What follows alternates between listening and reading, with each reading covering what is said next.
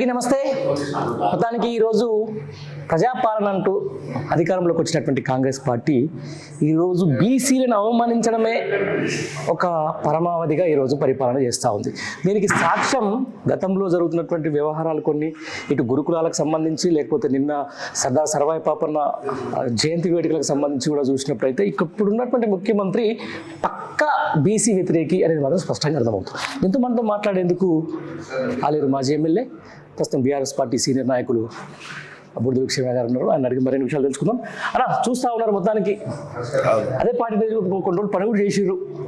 ఏమనిపిస్తుంది ఈరోజు మళ్ళీ కాంగ్రెస్ పరిపాలన వచ్చిన తర్వాత బీసీల పరిస్థితి ఏంటి తెలంగాణ రాష్ట్రంలో? ఇది కాంగ్రెస్ పరిపాలన కాదు, రేవంత్ రెడ్డి పరిపాలన వచ్చింది ఈ రాష్ట్రంలో. ఓకే, రేవంత్ రెడ్డి కేవలం బలహీన వర్గాలను అణగదొక్కడానికి, ఆయన నేపథ్యమే బలహీన వర్గాలకు వ్యతిరేకం ఉన్నటువంటి నేపథ్యం. ఎందుకంటే నిన్న సరే ఒకసారి గౌడులను అవమానించినడు అని చెప్పి తాడి చెట్లు ఎక్కితే ఏ విధంగా ఎక్కుతారు, ఎట్లా చేస్తారు, తర్వాత దాంట్లో కళ్ళు ఉంటుందా, దాంట్లో నీళ్ళు ఎంత పోస్తారు అని గంటల తరబడి చెట్టు మీద నిలబెట్టి అవమానపరిచి యావత్తు తెలంగాణ సమాజం అంతా, గౌడ సమాజం అంతా మరి అవమానపరిచినట్టుగా భావించినట్టుగా ఉండేటువంటి పరిస్థితి మళ్ళీ నిన్న ప్రోగ్రామ్ ఇచ్చిండు. ఆయన ఎవరు ఇవ్వమన్నారు, ఎట్లా ఇవ్వమన్నారో ఏందో తెలియదు. కానీ సర్దార్ సర్వాయి పాపన్న విగ్రహానికి నేను జయంతికి రవీంద్ర భారతిలో అటెండ్ అవుతున్నా అని చెప్పి అఫీషియల్ ప్రోగ్రామ్ అనౌన్స్ అయితే అక్కడ గౌడ్లు అందరూ పెద్ద ఎత్తున ఫ్లెక్సీలు కట్టి బాండ్ బాజాతోని ముఖ్యమంత్రి వస్తుండు, ఆయన చెప్పినటువంటి మేనిఫెస్టో అమలు చేస్తాడో లేకుంటే ఏదైనా చెప్తాడో అని చెప్పి ఆశపడి ఎదురు చూస్తే తీరా అక్కడికి రాకుండా ఎగ్గొట్టి అక్కడ క్షత్రియులు మీటింగ్ పెడితే, రాజుల మీటింగ్ పెడితే అక్కడికి పోయి గొప్పాలు చెప్పి తెలంగాణ సమాజం అంతా రాజుల లోబడే ఉంది, రాజులే తెలంగాణ రావడానికి కానీ తెలంగాణ అభివృద్ధికి సహకరించారని చెప్పి గొప్పలు చెప్తా ఉంటే ఎంత బాధ అనిపించిందంటే మనసు కలిచివేస్తూ ఉంది.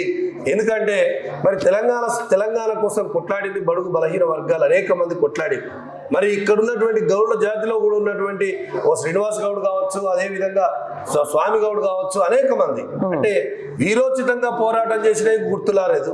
అదేవిధంగా బహుజన చక్రవర్తి 500 సంవత్సరాల క్రితమే బహుజనులు రాజ్యం ఏ విధంగా స్థాపన చేయొచ్చు అని చెప్పి దిక్సూచిగా నిలబడ్డటువంటి ఒక బహుజన చక్రవర్తి మరి సర్దార్ సర్వాయి పాపన్న మరి అక్కడ ఉన్నది కనీసం ఆయనకు ఒక మెడలో దండేద్దాము అని కూడా చెప్పకుండా, అంటే అక్కడికి వస్తే ఒకవేళ బలహీన వర్గాల కోసం పాటుపడినటువంటి ఈ బహుజన చక్రవర్తి పేరు గొప్ప చెప్పాల్సి వస్తుందని చెప్పి ఆయన నోటితోటి చెప్పలేక అవమానపరిచినటువంటిది.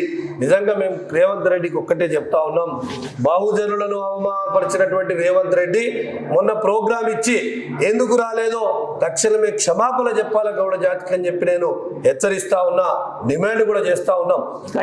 దీంతో పాటు మొత్తానికి ఒక పెద్ద కుట్ర ఈ రోజు గురుకులాలు గత 10 ఏళ్ల పాటు చాలా అద్భుతంగా మంచి విద్యార్థులు తయారు చేసినటువంటి గురుకులాల మీద, అందులో బీసీ గురుకులాల మీద ఒక కుట్ర, అంటే దాని మీద ఒక అజమాయిషి లేకుండా ఇలా పిల్లలు పిట్టల రాలుతా ఉన్నారు. పర్టికులర్గా బీసీలకు సంబంధించినటువంటి గురుకులాల వల్ల దగ్గర 26 నుంచి 36 మంది చనిపోయారు ఈ గ్యాప్లోనే. ఒక కుట్రపూరితంగా ఈరోజు గురుకులాలు నిర్వీర్యం చేస్తున్నాడు, అందులో ఒక బీసీ కులస్తులు వాళ్ళు చదువుకుంటారు ఎదుగుతారు అని చెప్పేసి కొంతమంది వాదన అనిపిస్తుంది. నిజమేనా? అది నిజమే, ముమ్మాటికి నిజమే. ఇప్పుడు నేను చెప్పినటువంటి కథ కావచ్చు, ఇప్పుడు బీసీ గురుకులాలు అప్పుడు ఆ రోజు కేసీఆర్ గారు చాలా గొప్పగా, అంటే బలహీన వర్గాలు గొప్పగా చదవాలంటే వాళ్ళకు తాహత లేక అవకాశం లేక ఉన్నటువంటి పరిస్థితి ఉంది. వాళ్ళకు గొప్పగా బీసీ గురుకులాలు పెట్టాలని చెప్పి పెట్టినటువంటి నేపథ్యం. కానీ దాన్ని వాళ్ళ బీసీ గురుకులాలలో బీసీలు చదివితే వాళ్ళు అక్షరాస్యాలు నేర్చుకొని రేపు అద్భుతంగా తీర్చిదిద్దుతారు, వాళ్ళు బాగుపడతారనే ఒక అవకాశంతో మొత్తం బీసీ గురుకులాలను నిర్వీర్యం చేస్తూ ఉంది ప్రభుత్వం. ఎందుకంటే బీసీ గురుకులాలలో చదివి ఇప్పుడు చూస్తూ ఉన్నాం మనం అందరం, ఒక్కొక్క బీసీ గురుకులాలలో అజమాయిషి లేదు, దాని మీద కనీసం అవగాహన లేకుండా, అసలు దాని పర్యవేక్షణ లేకుండా, దానికి నిధులు ఇవ్వకుండా, అంటే ఎట్టి పరిస్థితుల్లో బలహీన వర్గాల పిల్లలను కూడా అణగదొక్కాలనే ఒక లక్ష్యంతోనే ఇవాళ మరి రేవంత్ రెడ్డి చేస్తున్నట్టు అవపడతా ఉంది. ఎందుకంటే 1-2 మరి చనిపోవడం కానీ, లేకుంటే వాళ్ళ పురుగులన్నం తినటం కానీ, అనేక రకాలుగా జ్వరాలు వచ్చి మీద పడ్డ కనీసం వాళ్ళకు వైద్యం కూడా అందించకుండా, అంటే కేవలం ఎట్టి పరిస్థితుల్లో బీసీ జనాభాను కానీ బీసీలకు ఉన్నటువంటి ఇప్పుడు రేపు ఎదిగబోయే పిల్లల భవిష్యత్తు కూడా నాశనం చేయాలనే ఆలోచన ఖచ్చితంగా రేవంత్ రెడ్డికి ఉంది. రైట్. దీంతో పాటు ఎలక్షన్ ముంగట ఏదైతే కామారెడ్డి డిక్లరేషన్ స్థానిక సంస్థలలో 42% రిజర్వేషన్లు ఇచ్చిన తర్వాతనే స్థానిక సంస్థల ఎలక్షన్ పోతా అన్నాడు. ఆ తర్వాత ఆ బీసీ డిక్లరేషన్ కమిటీకి కామారెడ్డి డిక్లరేషన్ కమిటీకి జానారెడ్డిని చేశారు. ఆయన అసలు బీసీ డిక్లరేషన్ ఏంది, జానారెడ్డికి ఎదురు చేయాల్సి వచ్చింది. ఈ రోజు అసలు అవుతుందా కామారెడ్డి డిక్లరేషన్ అవుతుందా, స్థానిక సంస్థలో 42% రిజర్వేషన్ బీసీలకు వస్తుందా? ఇప్పుడు ఆ రోజు 42% బీసీ డిక్లరేషన్ చేస్తాం, 42% బీసీలకు ఇస్తామని చెప్పినటువంటి మాట కామారెడ్డిలో చేశారు. కామారెడ్డిలో చెప్పేటప్పుడేమో మేము ఎన్నికల మేనిఫెస్టోలో పెట్టడం చేస్తామని చెప్పారు. దాన్ని తీసుకుపోయి ఇంకో ఆయనకు ఇప్పుడు జానారెడ్డి గారికి ఒప్పు చెప్తే జానారెడ్డి గారు ఏం చేస్తారు, దానికి ఆయన ఏ పదవిలో ఉండాలి ఒక మాట. తర్వాత నిండు అసెంబ్లీలో పాలితులే పాలకులు కావాలి, నేను బీసీలకు ఖచ్చితంగా మేము ఇచ్చినటువంటి మాట నిలబెట్టుకుంటాం, పాలితులే పాలకులు కావాలి, ఎందుకంటే వాళ్ళకు రిజర్వేషను అదే విధంగా బీసీ కులగణన చేపడితేనే వాళ్ళకు ఉన్నటువంటి కులాలు లెక్క తేలుతుందని చెప్పినటువంటి మాట. దానికి 150 కోట్లు మరి బీసీ మంత్రిత్వ శాఖ పొన్నం ప్రభాకర్ కేటాయిస్తున్నాం, ఆయన చేస్తాడు అని చెప్పినటువంటిది ఇవాళ మళ్ళీ ఎక్కడ చూడు ఎట్లన్నా ఎలక్షన్లు పెట్టి ఈ బీసీ కులగణన చేయకుండా బీసీ రిజర్వేషన్ చేయకుండా చేయాలనే ఒక కుట్ర అయితే పొందుతా ఉన్నాడు. అంటే ఎట్టి పరిస్థితుల్లో బలహీన వర్గాల మీద బహుజనుల మీద కక్ష కట్టినట్టే ఈ ప్రభుత్వం తీరుంది. ఆ రేవంత్ రెడ్డి తీరైతే మొట్టి పరిస్థితిలో బలహీన వర్గాలను ఎదగనియొద్దనే ఒక ప్రయత్నం చేస్తూ ఉంటాడు. ఎందుకంటే వాళ్ళ పార్టీలో కూడా బలహీన వర్గాలను ఎవరిని కూడా ఎదుగరించే పరిస్థితి లేదు. ఇవాళ ఒక్కటే ఆ రోజు బీఆర్ఎస్ ప్రభుత్వం ఉన్నప్పుడు 4-5 మరి మంత్రిత్వ శాఖలుండే, తర్వాత చాలా మందికి విప్పులుండే, ఇవన్నీ కూడా ఉన్నాయి. ఇవాళ ఒక్కరే మంత్రి శాఖ పెట్టి అది కూడా ఉంటుందా పోతుందా అన్నట్టుగా అంటే అన్ని రకాలుగా ఇబ్బంది పెట్టే పరిస్థితి చేస్తా ఉన్నారంటే ఇవాళ పిసిసి ప్రెసిడెంట్ ఇస్తానని చెప్పినటువంటి మాట ఇవాళ మళ్ళీ మారుస్తున్నారు. మహేష్ కుమార్ లేదు, ఇంకోడు మన మధు యాష్కి లేదు అని చెప్పి ఇంకొకరిలో తీసుకొచ్చే ప్రయత్నమో ఆపే ప్రయత్నమో చేస్తున్నాడు. కానీ అంటే ఎట్టి పరిస్థితుల్లో బీసీలకు వ్యతిరేకంగా ఉన్నటువంటి వాడు మరి ముఖ్యమంత్రి ఇవాళ ఈ రాష్ట్రంలో ఖచ్చితంగా రేవంత్ రెడ్డి అని చెప్పి చెప్తూనే నవ్వుపడుతున్నారు. రైట్ అన్న, దీని ఫైనల్ క్వశ్చన్.